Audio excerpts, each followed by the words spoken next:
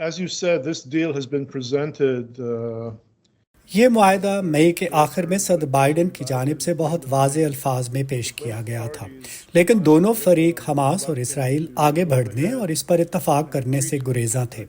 لیکن میں سمجھتا ہوں کہ وقت گزرنے کے ساتھ ساتھ مزید جانی نقصان اور یہ احساس کہ شاید ایک بہتر موقع ہے، خاص طور پر ایک ایسے وقت میں جب واشنگٹن میں نئی انتظامیہ آ رہی ہے، اگرچہ وہ ابھی تک عہدے پر نہیں ہیں، لیکن ڈونلڈ ٹرمپ کے نمائندے مذاکرات میں شامل رہے ہیں اور فری کین پر واضح کر رہے ہیں کہ اگر وہ 20 جنوری تک جب ٹرمپ صدر بن جائیں گے کسی معاہدے پر نہیں پہنچتے تو انہیں نتائج بھگتنا ہوں گے۔ reach a deal by January 20th, the day in which Trump becomes president.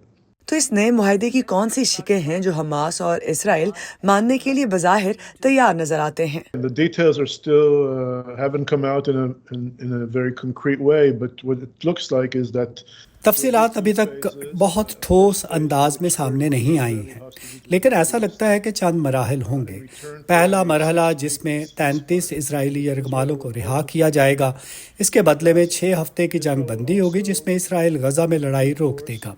اسرائیل بھی مناسب وقت پر حماس کے قیدیوں کو رہا کرے گا جنہیں اس نے اسرائیل کے اندر قید کر رکھا ہے، اور پھر دوسرے مرحلے میں حماس کے مزید قیدیوں کی رہائی کے بدلے میں غزہ میں حماس کے زیر حراست باقی یرغمالوں کو رہا کیا جائے گا۔ تو یہ 2 اہم ستون ہیں۔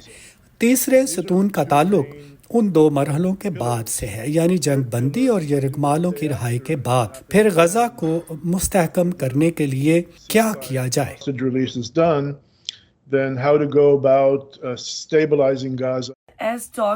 جیسے جیسے بات چیت آگے بڑھے گی، اسرائیل، حماس اور امریکہ، مصر اور قطر کے ثالثیوں کو غزہ میں مستقبل کی گورننس کے مسئلے پر توجہ دینا ہوگی۔ امریکہ نے غزہ کے مستقبل کے انتظامات کی تجویز پیش کی ہے۔ یہ تجویز کتنی پریکٹیکل ہے؟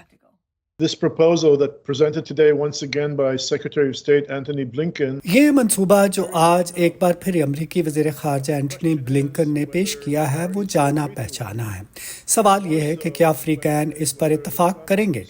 پھر سوال یہ بھی ہے کہ کیا ٹرمپ انتظامیہ ایک ایسے منصوبے پر عمل کرے گی جو سبکدوش ہونے والی بائیڈن انتظامیہ نے تیار کیا ہے؟ یہ بالکل واضح نہیں ہے کہ آیا یہ سلسلہ جاری رہے گا، لہٰذا ایک تجویز کے ساتھ آنا اچھا ہے، اور اس میں ایسے عناصر ہیں جو استحکام فراہم کرتے ہیں۔ غزہ میں عبوری انتظامیہ کا قیام، ایک عبوری سیکیورٹی فورس کا قیام حکمرانی کی صلاحیتوں کو مضبوط کرتے ہیں، لیکن یہ فلسطینی اتھارٹی کو بہت مرکزی کردار دے رہا ہے جس پر اسرائیل کو اعتراض ہے۔ مجھے یقین نہیں ہے کہ ٹرمپ انتظامیہ بھی اس کی حمایت کرتی ہے، اور یہ منصوبہ فلسطینی ریاست کے قیام کے لیے واضح طریقہ کار کی بات کرتا ہے۔ اس پر بھی اسرائیل اتفاق نہیں کرتا، اور مجھے نہیں لگتا کہ موجودہ اسرائیلی حکومت جلد اس پر رضامند ہو سکتی ہے۔ تو میں اب بھی سمجھتا ہوں کہ یہ ایک اچھا منصوبہ ہے، مگر دوسری طرف فری کین کو مد نظر رکھتے ہوئے مجھے یقین نہیں کہ یہ بہت پریکٹیکل ہے، اور میں یہ بھی سوچ رہا ہوں کہ آیا ٹرمپ انتظامیہ اس کی حمایت کرے گی یا نہیں۔ the parties involved, and also I wonder whether the Trump administration will support it or not. مشرق وسطیٰ میں چھڑنے والی اس جنگ کے تناظر میں لبنان اور شام میں تبدیلیاں آئی ہیں۔ آپ ان تبدیلیوں کو مشرق وسطیٰ کے مستقبل کے لیے کیسے دیکھ رہے ہیں؟ I think the main important thing here is the fact that Iran has been weakened. میرے خیال میں یہاں سب سے اہم چیز یہ ہے کہ ایران کو کمزور کیا گیا ہے۔ لبنان پر ایران کی گرفت اور شام میں اس کی موجودگی کو کمزور کیا گیا ہے، اس لیے یہ اچھی بات ہے کہ ایران کمزور ہو گیا ہے، اور پھر ایران شام اور لبنان کے معاملات میں اپنا بہت سا اثر و رسوخ کھو چکا ہے۔ لبنان میں ہم پہلے ہی اچھے آثار دیکھ رہے ہیں۔ ہم دیکھ رہے ہیں کہ 2 سال کی تعطل کے بعد صدر کا انتخاب ہوا ہے، ایک نئے وزیر اعظم پر اتفاق ہوا ہے۔ شام میں یہ دیکھنا ابھی باقی ہے کہ موجودہ باغیوں کا گروہ جس نے شام کا کنٹرول سنبھالا ہے وہ حالات کو کس طرح سنبھالتے ہیں، وہ شام کے انتظامات میں کتنے بہتر ہیں اور تمام مسائل سے کیسے نمٹتے ہیں۔ لہٰذا یہ بتانا ابھی قبل از وقت ہے کہ آیا یہ گروپ جس نے شام کا کنٹرول سنبھالا ہے شام کے لیے اچھا ہے یا نہیں، لیکن یقیناً یہ اچھی بات ہے کہ 54 سال کی اسد حکومت، اسد خاندان کا راج ختم ہوا ہے۔ اور آپ شام میں ترکی کے کردار کو کیسے دیکھتے ہیں؟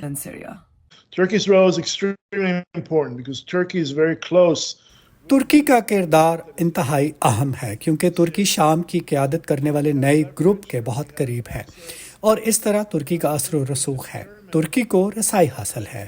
ترکی اس بات کا تعین کر سکتا ہے کہ شام میں آئندہ کیا ہوگا. اس لیے ترکی کا کردار مرکزی اور اہم ہے. Central and important